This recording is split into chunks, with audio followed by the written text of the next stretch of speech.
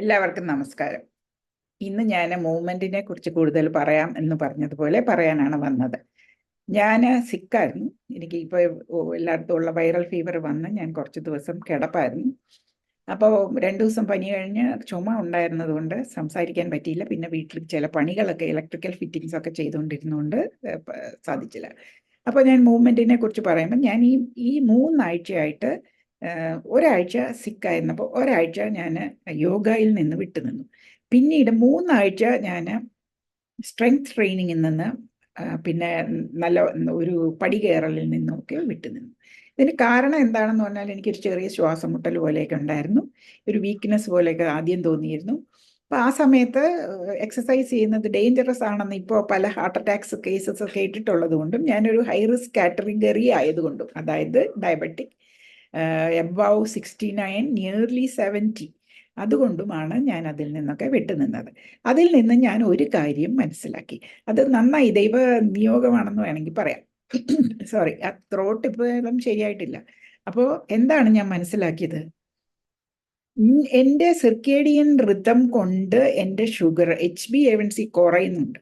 അത് കുറയുന്നത് ചിലപ്പോൾ ഞാൻ മണിക്കൂറുകൾ ഭക്ഷണമില്ലാതെ ഇരിക്കുന്നത് കൊണ്ട് ഉള്ള natural lowering of blood glucose കൊണ്ടായിരിക്കാം.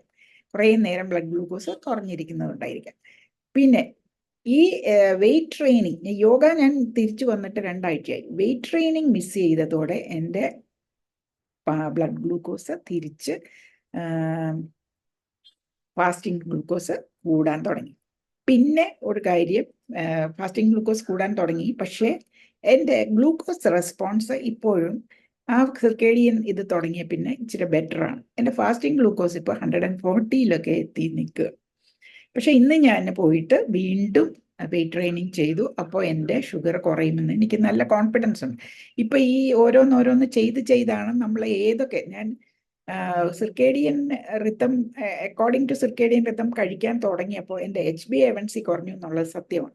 അപ്പം മണിക്കൂറുകളോളം എൻ്റെ ഫുഡില്ലാതെ ഇരിക്കുമ്പോൾ നാച്ചുറലി നമ്മളുടെ ടൈം ഇൻ റേഞ്ച് നമ്മുടെ ബ്ലഡ് ഗ്ലൂക്കോസ് റേഞ്ചിൽ നിൽക്കുന്ന സമയം കൂടുതലായിരിക്കും. കാരണം 6 മണി തൊട്ട് പിറ്റേ ദിവസം 8 വരെ ഞാൻ കഴിക്കുന്നില്ല. അപ്പോൾ അത്രയും നേരം ഫുഡില്ലാത്തത് കൊണ്ട് 140 ഡോൺ ഇഫക്റ്റ് കൊണ്ട് രാവിലെ കൂടുന്നതാണ്. ബാക്കി സമയം ചിലപ്പോൾ ബെഡ് ടൈം 140 ആണെങ്കിൽ എണീക്കുമ്പോൾ 140 ആണ്. അപ്പോൾ അതൊക്കെ അത് നമ്മളുടെ HbA1cനെ ഇമ്പാക്ട് ചെയ്യും, നമ്മുടെ ഹെൽത്തിനെ ഇമ്പാക്ട് ചെയ്യും. ടൈം ഇൻ റേഞ്ച് ഒരു ഇമ്പോർട്ടൻ്റ് ആസ്പെക്റ്റ് ആണ് എന്ന് പറയുന്നുണ്ട്. അപ്പോൾ അതാണ് സിർക്കേഡിയൻ കൊണ്ട് ഇത്രയും ഷോർട്ട് പീരിയഡല്ലേ ആയുള്ളൂ, 2 മാസം. ഇതവർ പറയുന്ന പോലെ നമ്മളൊരു ലൈഫ് സ്റ്റൈലാക്കി മാറ്റിയാൽ ചിലപ്പോൾ കുറയുമായിരിക്കും. രണ്ടാമത്തെ എക്സസൈസ് യോഗ ഞാൻ തിരിച്ചു കൊണ്ടുവന്നെങ്കിലും അത് എനിക്ക് ബ്ലഡ് ഷുഗർ ഡ്രമാറ്റിക് ഇഫക്റ്റ് ഉണ്ടാക്കിയില്ല. പക്ഷെ അത് എൻ്റെ യോഗ മാസ്റ്റർ പറയും, that is good enough, you don't have to take weights. ഇത് ഒരു സ്ട്രെങ്ത് ട്രെയിനിങ് തന്നെയാണ് സത്യം. ഇത് നമ്മുടെ ബോഡി വെയിറ്റ് വെച്ചിട്ടുള്ള സ്ട്രെങ്ത് ട്രെയിനിങ് ആയിട്ടുള്ളതും സ്റ്റാമിന ഇൻക്രീസ് ചെയ്യാനും ഫ്ലെക്സിബിലിറ്റി ഇൻക്രീസ് ചെയ്യാനും ഒരു വെൽ റൗണ്ടഡ് പ്രോഗ്രാമാണ് നമ്മളെ പഠിപ്പിക്കുന്നത്. പക്ഷേ നമ്മൾ ഈ വെയിറ്റ്സ് എടുക്കുന്നതിൻ്റെ അത്രയും ഒരു ബ്ലഡ് ഗ്ലൂക്കോസ് ഇഫക്റ്റ് ഞാൻ ഇതിനെ കണ്ടിട്ടില്ല.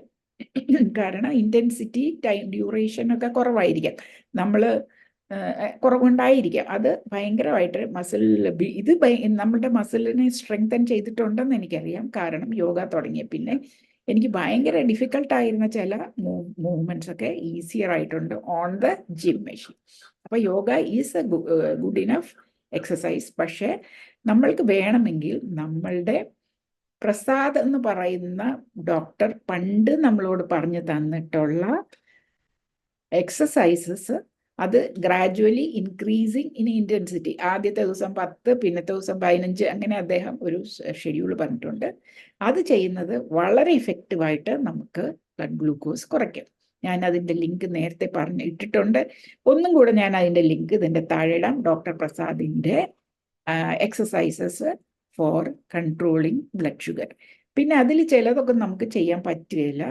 ചില തരത്തിലുള്ള എക്സസൈസസ് നമുക്ക് നമ്മളെ പോലെയുള്ള പ്രായമായവർക്കും, ഡയബറ്റിക്സ് മിക്കവാറും പ്രായമുള്ളവരാണ്, പ്രയാസമായിട്ടിരിക്കും. പക്ഷെ ആ പ്രയാസങ്ങൾ ഇല്ലാതെ അത് സിമിലർ എക്സസൈസസ് ഉണ്ട്. അത് ഞാൻ കണ്ടുപിടിച്ച് പോസ്റ്റ് ചെയ്യാം. പിന്നെ അപ്പോൾ എക്സസൈസസിന് കാര്യമായല്ലോ. നടപ്പ് കൊണ്ട് കുറേയൊക്കെ കൺട്രോൾ ചെയ്യാം. പക്ഷേ ഏറ്റവും നല്ലത് യോഗ ഒരു പരിധി വരെയും വെയിറ്റ് ട്രെയിനിങ്ങും ആണ് വളരെ ഇഫക്റ്റീവായിട്ട് ഡയബറ്റീസിന് കണ്ടിട്ടുള്ളത്. വെയിറ്റ് ട്രെയിനിങ്ങിൻ്റെ ഇഫക്റ്റ് ഇറ്റ് വിൽ ലാസ്റ്റ് കുറേ മണിക്കൂറുകൾ നമ്മളുടെ ശരീരത്തിൽ അതിൻ്റെ ഇമ്പാക്റ്റ് ഉണ്ടായിരിക്കും എന്ന് മാത്രമല്ല, നമ്മളത് ചെയ്ത് ആഴ്ചയിൽ 3 ദിവസമെങ്കിലും, ഒരു ദിവസം ചെയ്ത് അടുത്ത ദിവസം റിക്കവറി അങ്ങനെ ചെയ്യേണ്ടതാണ്.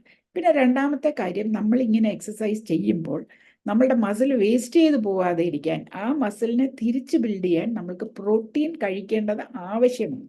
അതും വയസ്സായിട്ടിരിക്കുമ്പോൾ നമ്മുടെ മസിൽ ലൂസ് ചെയ്തുകൊണ്ടിരിക്കും നമ്മൾ ബോഡിയിൽ.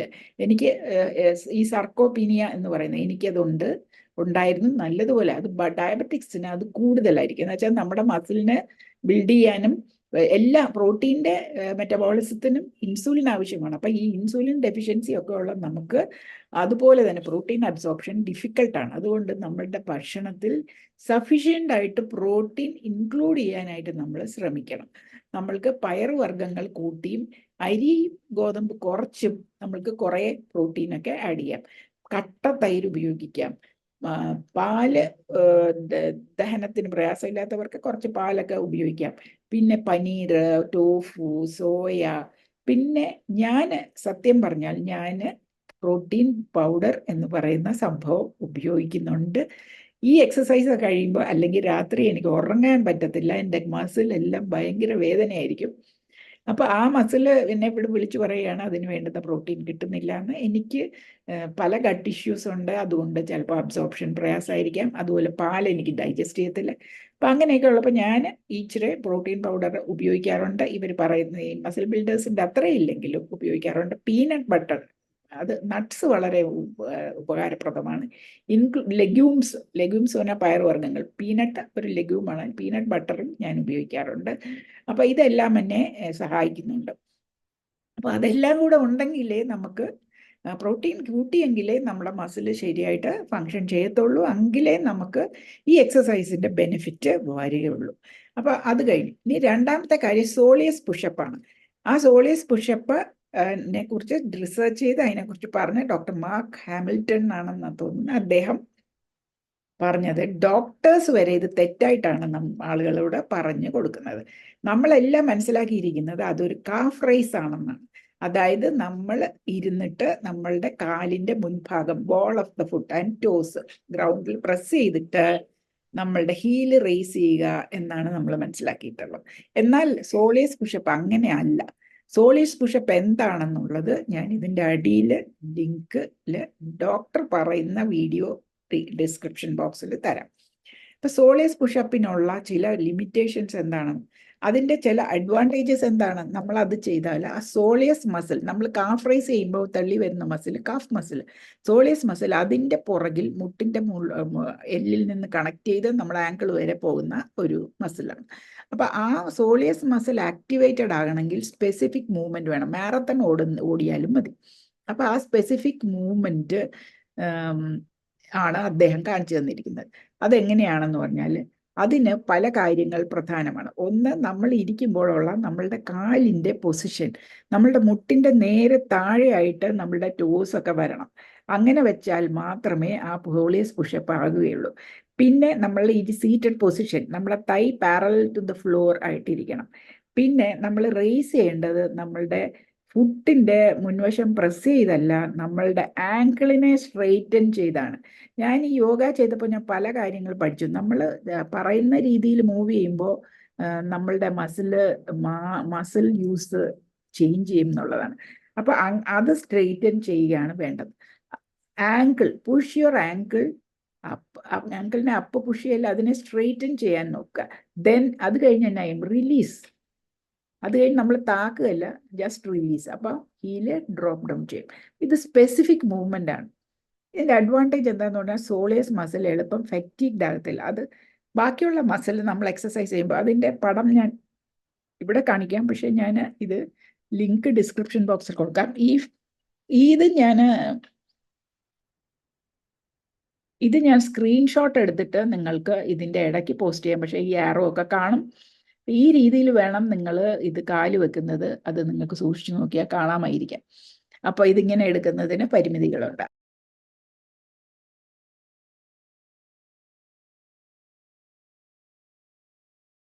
അപ്പോൾ അതാണ് സോളിയസ് പുഷപ്പ്. അതിൻ്റെ ഗുണം എന്താണെന്ന് പറഞ്ഞാൽ ആ മസിൽ ക്ഷീണിച്ചു പോവുകയില്ല എന്നാണ്. ബാക്കി മസിലൊക്കെ നമ്മൾ എക്സസൈസ് ചെയ്യുമ്പോൾ ഞാൻ പറഞ്ഞില്ലേ എനിക്ക് ഉറങ്ങാൻ പറ്റത്തില്ല, അതിനകത്ത് ഉള്ള ഗ്ലൈക്കോജനൊക്കെ യൂസ് ചെയ്തും ബേൺ ചെയ്ത് മസിലിനകത്ത് ലാക്റ്റിക് ആസിഡ് ബിൽഡപ്പ് ചെയ്യുകയും അത് പോകുന്നത് വരെ, പിന്നെ മസിലിന് ബിൽഡ് ചെയ്യാൻ പ്രോട്ടീൻ വേണം, ഇതിനൊക്കെ വേണ്ടിയിട്ടാണ് ആ മസിൽ വേദനയൊക്കെ ഉണ്ടാകുന്നത്. എന്നാൽ ഈ മസിലിന് ആ ഒരു പ്രോബ്ലം ഇല്ല. എത്ര നേരം വേണമെങ്കിലും നമുക്കിത് വേദന കൂടാതെ മസിൽ ഫെറ്റീഗ് ഉണ്ടാകാതെ എക്സസൈസ് ചെയ്യാമെന്നാണ് അദ്ദേഹം പറയുന്നത്. അപ്പോൾ ആ മസിലിൻ്റെ എക്സസൈസ് തന്നെ ആയിരിക്കണം ചെയ്യേണ്ടത്. അപ്പോൾ അദ്ദേഹം പറയുന്നുണ്ട് ആദ്യം ഒരു കാല് വെച്ച് ഇരിക്കേണ്ട കസേര കറക്റ്റ് ഹൈറ്റ് ആണോ എന്ന് നോക്കണം, നമ്മുടെ കാൽ ആ പൊസിഷനിൽ വരുമോ എന്ന് നോക്കണം. കസേരയ്ക്ക് വീലുള്ളതായിരിക്കരുത്, അത് ഉരുളരുത്. അപ്പോൾ നമ്മൾ ഈ IT-കാരുടെ ഒക്കെ ഇരിക്കുന്ന സീറ്റ് പൊസിഷനൊക്കെ അവർക്ക് ഹൈറ്റ് ചെയ്യാനൊക്കും, പക്ഷെ ആ വീലിനെ അവർ സ്റ്റെബിലൈസ് ചെയ്യണം അല്ലെങ്കിൽ.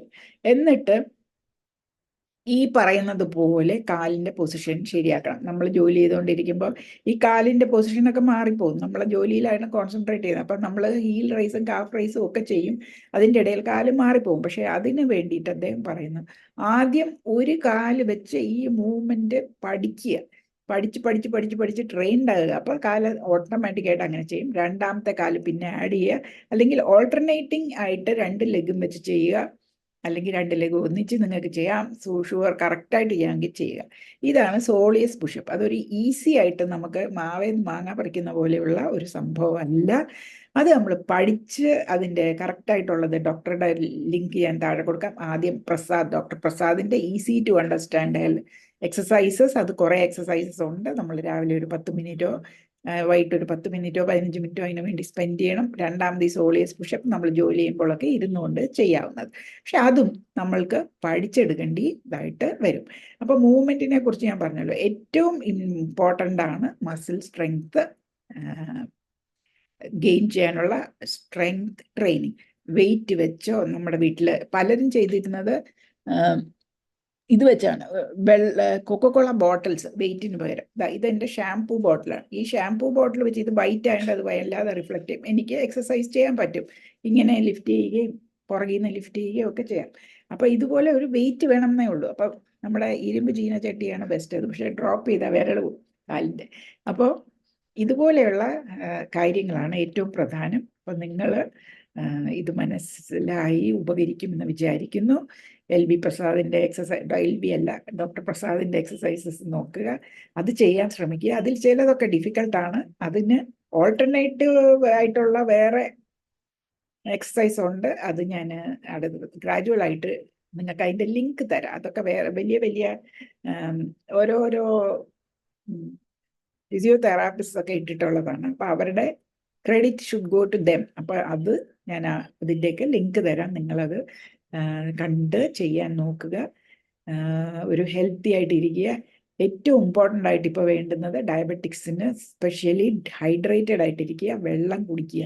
നമ്മൾ ഡീഹൈഡ്രേറ്റഡ് ആകും, കൂടുതൽ യൂറിനേഷൻ ഉള്ളതുകൊണ്ട്. അതുകൊണ്ട് വെള്ളം കുടിക്കുക.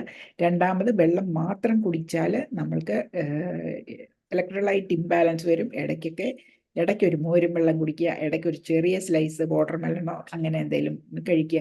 അപ്പം അങ്ങനെ കഴിക്കുമ്പോൾ നമുക്ക് ഇത് ഡീഹൈഡ്രേഷനൊക്കെ അവോയ്ഡ് ചെയ്യാം. അപ്പം നന്ദി, നമസ്കാരം.